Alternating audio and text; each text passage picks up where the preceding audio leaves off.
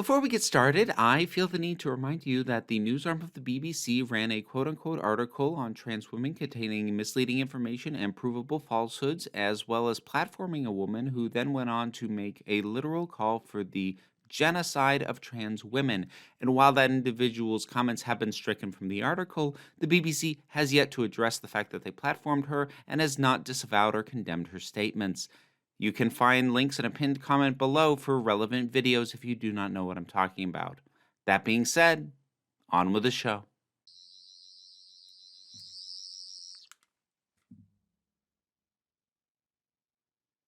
What the flux just happened?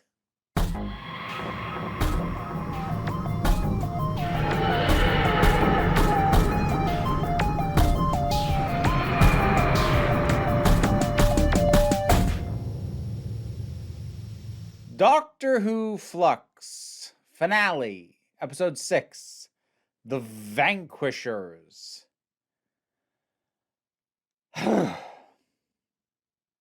Well, I'll start with about the most backhanded compliment I can hand the thing, which is it did not do any of the massively terrifyingly stupid things that I saw theorized by people, none of which I would have put past Chibnall. The big one being the reveal that Bell and Vinder's kid was going to actually turn out to be the Doctor. Just, timey-wimey, timeless child shenanigans, and a bunch of other theories like along those kinds of lines of bonkers. None of that happened. Whew.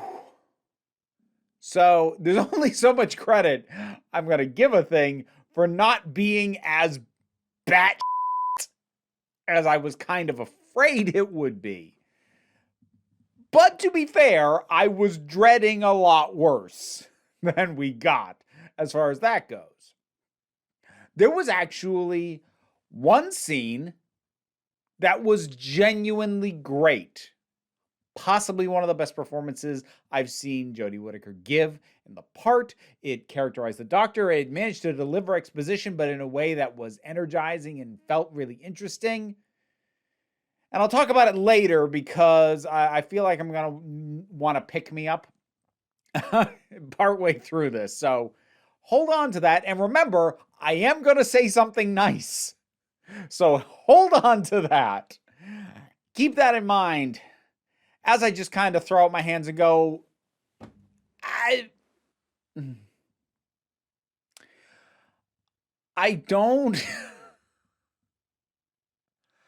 don't know why this, like, at all. Like, here's one of the things, and I tried doing a little looking into this, but I didn't have any luck. So if somebody can actually cite sources on this, I'd appreciate it. I've had more than a few people mention in the comments that this was originally supposed to be 10 episodes, and they cut it down to 6. Now, the problem is I can't source that, or at least not in terms of the episode cut came after the writing had in some way started or had been begun to get worked on. Because while, yes, this is a shorter series than the previous one was, so obviously they did cut down episodes, I have not found anything that says that Chibnall was working initially with the understanding that he had more episodes than he ended up with. I can't source that that's the case. If somebody has a source, I'd appreciate it because it would answer a whole lot of questions in terms of how this ended up the way it did. Because so much about this, the finale especially, more than anything, but honestly, the whole thing, really, except for episode 2, maybe a little bit episode 4, but pretty much all of it, has the distinct feel of something that thought it was going to have more time to tell this story and has to cram everything. Because, like, well, let me put it another way. I'm trying to figure out if I need to be annoyed at Chibnall for, being stuck in a position of thinking he had more episodes, getting told he had fewer, and then failing to correctly adjust the story, instead trying to cram the entire thing in to just the 6th episode. I would consider this the Gotham season 5 problem. because that's a that is a season that we know they went in thinking they were initially going to have more, and then it's very clear you watch that season, you didn't restructure once you realized this was going to be your final season. You took every idea that you wanted to do eventually and crammed it all into one. And this has that same feel. So either he was told after starting to work on this that he was going to have fewer episodes, and then he just failed to make the removals he did, because honestly, even though one of these is the episode I think is the best in this, and one of them is one that everybody else on the planet liked, but honestly, if you're trying to tell a continuous story this overlapping and complicated, you ditch or streamline War for the Sontarans and Village of the Angels. Village of the Angels, you could cut almost completely. And War for the Sontarans, maybe you couldn't cut completely, but you could streamline that down a lot and have more breathing room for everything else, because everything else needs it. It feels so cramped and so crowded. But either I need to criticize Chibnall for that, or I need to criticize him for thinking that he could pull off this many stories, this many new characters, this many big implications, all converging at the same time in 6 episodes. It doesn't work either way, and it's his fault either way. I'm just trying to figure out, am I blaming him for failing to adjust his plans, or for his plans just not being good from the get-go? Which maybe even at 10 episodes might have been the case, but that's a hypothetical. It's not even worth dealing with. So okay, so right now so far, I'm kind of talking from a presumption of this didn't work. And I should explain why I think it didn't work, because otherwise I'm just talking from a presumption of authority, which I don't have. I'm not an authority on anything other than my own opinion, which is what I'm here to talk about. So if you don't like what I'm saying, I don't know what to tell you. So the sheer volume of things trying to be wrapped up here left me wondering, why did you even introduce some of these? So, okay, so the Ravagers, Swarm and Azure, the performances aren't bad. Swarm especially is actually kind of interesting, but we get so little time in understanding who these people are, what their investment is, exactly why it is they're trying to pull off what they are. I never fully wrapped my head around that. And honestly, I'm going to come back to what I said way back in the first or second episode. Why isn't this an existing character? Because rather than taking the time to get us to know these villains, and you're forcing them to share screen time with a ton of other stuff, if you'd pulled an existing villain, even a classic era one that hadn't been introduced into modern era anymore, I mean, how easily would Omega have slotted into this? Ultimately, we find out that the Flux is antimatter. That's Omega's whole deal, is freaking antimatter. Whatever. Missed opportunity. But my point being, these feel like underserved villains because there isn't the room to flesh them out for me to get a good appreciation from them, other than just the sheer presence of the performance, which isn't nothing, but it's not enough. Not when you're hinging so much of the plot on this.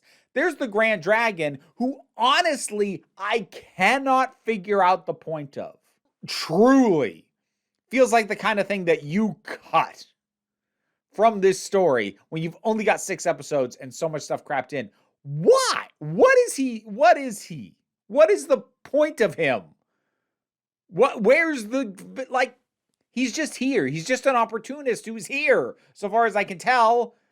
And that's sort of where I would absolutely believe that this was originally intended to be 10 episodes. Because if this was 10 episodes, you'd have the space to have an opportunistic wildcard villain adding extra complication. But when you've only got 6, you cut that guy. But he's just there. He's just there, and I don't know why. I don't know why any writer would think he was worth sinking time into that could have been put into characterizing any number of other things going on. And okay, how cavalier this entire series, and kind of the Doctor too, by extension, is about the implied body count. That really doesn't sit right with me. Now, I have to say implied body count because we don't see that many die. We see Jericho die, still probably the standout MVP of this series. Not going to lie. He had a good exit. It was a good performance. I liked that character. See, I can say nice things sometimes, now and then. Not many, I know. But, okay. So we had a couple of confirmed deaths, but we have talked about the death of the entire Lupari species aside from Carvanista. And the Doctor says about that, sorry about the rest of your species. Okay.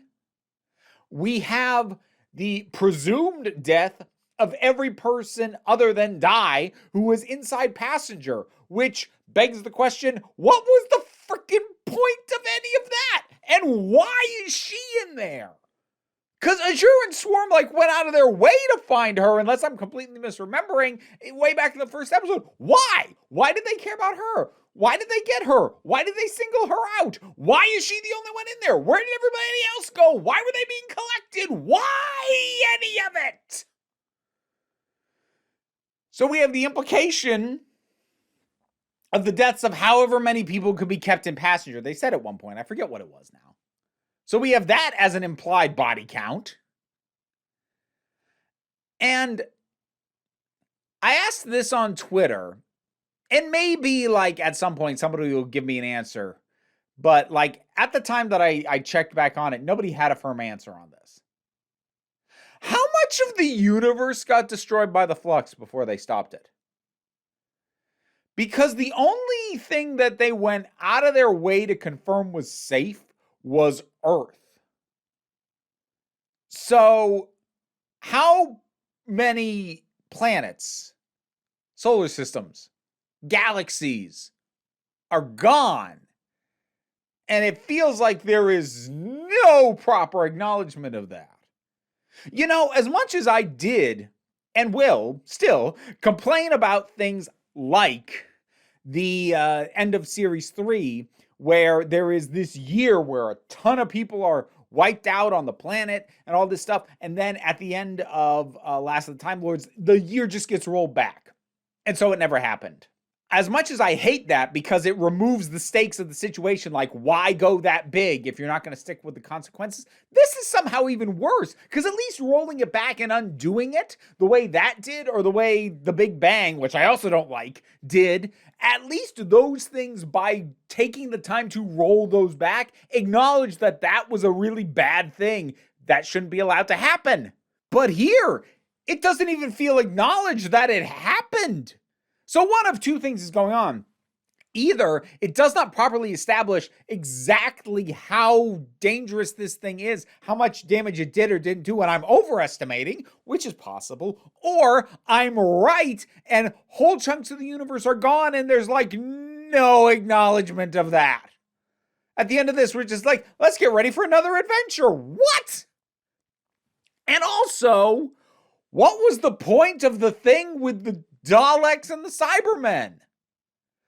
It's not a completely uninteresting notion for the Sontarans to do, for them to say, hey, you're trying to flee the Flux. Let's, get all here and we'll protect you, and then we'll be at a negotiated peace and then wipe them out. For a minute, I did think, why would either the Daleks or the Sontarans bring their entire fleets there? That's not how negotiation works. But then I got to remember, oh, right, they're trying to avoid the Flux, so this is a desperation move. Maybe they might. So it's not that it was bad strategically for the Sontarans. It wasn't. But what was the point? What was the point in sinking time into that? Especially because at the very end of this thing, after the credits, when you give us a preview of what's happening for the New Year's Day special, you show us Daleks, so clearly it didn't wipe every one of them out. And maybe they'll even address that when we get there. Maybe they will, but it doesn't change the fact that this completely undercuts this thing that you added here. So now I really find myself wondering, why was that here? Why? I haven't asked that question this much about any singular episode since Hellbent. Honestly, why any of it? Why is Kate here? Lots of people in the comments on the last episode were like, you didn't even mention Kate Stewart as being back. What the heck was there to say? Other than just to state the fact that she was back. Her presence contributes nothing. She doesn't even add a flavor or bring her chemistry to the mix because she's such a small part of this because it's so overstuffed. Nobody has time to contribute anything as an actor, as a character, as a chemistry, or as a dynamic because the plot is so stuffed to the gills. This thing is just dashing front to back and doing nothing other than trying to tie up all its threads and doing it very messily and very poorly, but that is literally all it has time for. So these additional characters being put in, characters that I even like Kate, have no purpose and are just there. She might as well have been furniture. And then there's the thing with the watch, which Chibnall, do me a favor. Before the last of the specials that you are responsible for get finalized to get filmed, get a dictionary and look up the word payoff. Understand what payoff is, because you do so much setup. So much setup. And so little payoff. And do not say to me, well, the story's got to be continued in the specials, because I have been listening to it'll get dealt with later, it'll get dealt with later, it'll get dealt with later, ever since the friggin' Timeless Child happened. No, you don't get to kick the can that far down the road. You have to stop and actually deal with it and have payoff for things you set up. The watch is now just a thing that she has that presumably she'll open in the later specials, assuming Chibnall remembers that it's there. Serve no point here. Didn't function the way these things have ever functioned before. And I'm not getting on that as a continuity hound, because I'm not a continuity hound. But, like, what sense does it make that previously the whole thing was you open it and the Time Lord essence just goes into whatever Time Lord it was taken from, and they just are again. They're whole and they remember. And now it takes you to this weird twisted house with all your lives, being represented by these twisted formations of a house. And the Ravagers can also be there for some reason, even though theoretically this is all going on in your head. It is not a physical space for them to occupy. And and what in the hell happened at the end where, like, they freed briefly time? So they just say the word time a whole lot in this franchise, this series. Like, the planet is called Time. We're here to unleash time. Time is chaos. Time is dangerous. Time is the antithesis of space, or whatever the heck it was. And then we have this thing, like, it's time. And, like, it looks like Swarm, and then it kills them. And then it looks like the Doctor, and is all ominous, which is very reminiscent of the He Will Knock 4 Times stuff from the end of Tennant's run. I didn't like it then. I don't like it now. And what is going on? And look, here's the thing. In this particular case, I'm not asking it as if there is no answer. I'm sure there's an answer. I am sure that if I were to rewatch it 2-3 more times and like pay super careful attention. I could get what was going on and piece it together. My point, though, is I shouldn't have to do that. I'm not complaining because answers don't exist. I'm complaining because they're presented badly. And that's for the stuff we do get answers for. Because other stuff, as I said, just gets kicked down the road. Again! Okay, so I promised you I was going to say something nice. You know, as much as I complain about the Grand Serpent, he is a pointless character. But, you know what? The interrogation scene where he tries to interrogate the Doctor and she is just spouting facts about him right back at him, that was great. That was one of the best scenes that I've seen Jodie Whittaker get to play. Because it is expositional. It is explanatory. But to compare it to, like, well, honestly, most of her dialogue in a lot of the stuff, especially written by Chibnall, where she just says stuff like, and like it's a bit like when Tennant would just rapid fire techno babble and nice. You know, that whole bit.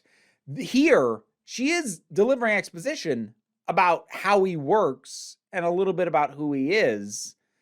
Doesn't really matter all that much to the plot, but within the scene, she's needling him with this information. So it doesn't feel like an exposition dump. She's throwing in his face like, ooh, dictator, you've got that kind of entitlement. And there's a lot more expression and characterization in the way she says it, the way she says certain words, the way she needles him and picks at him. And she's not just being self-righteous. She is getting a reaction out of him. And I really enjoyed watching that.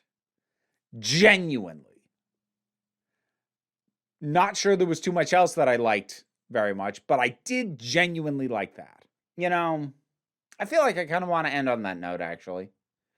I could go through all this stuff and find other things that I feel like didn't get tied up or whatever, but it doesn't feel worth it. Like this thing has knotted my brain. And I don't feel like unraveling that right now. Because I don't feel like I'd get anything satisfying to me if I tried to do that. I didn't find the viewing experience particularly enjoyable. I don't think it's going to improve enough on trying to untangle all this to have it be worth the effort. Maybe I'll think slightly better of it at a later time when I've had more time to think on it. But right now, I just want to go to bed. The finale of Doctor Who Flux. I am going to have to think about this thing because I need to do an overview of the whole thing. That's what I'm going to be doing for Saturday to really try and put this thing into a I don't know, some kind of context. But for right now, I'm just done. This entire production was made possible by the support of my patrons over on Patreon. If you are able to support me, it would be greatly appreciated. Don't sweat it too much, though. You can give me your thoughts, whatever they are. Agree or disagree, drop them down in the comments, and let's talk about it. The usual stuff that helped me fight off the algorithm, which is not being very nice to me right now, outside of Doctor Who, which means now that this series is over, it's probably going to start kicking my ass again. So, like, share, subscribe, all help me out quite a bit. But don't worry too much about it. At the end of the day, you are the council. I am just running the meetings. And until next time, this council is adjourned. Hey, if you're sticking around through the credits, might as well hear some names read out. My Patreon helps support this, and in particular, I want to thank Raven McBain, Bookworm, MJ, Tracy Scrabbit, Vincent Paul Bartolucci, Kaylin Schwartz, Edalyn, Robin Moore, Ross Schultz, Shayla Gourlay. Want to hear me mispronounce your name? Check out the rewards on the Patreon.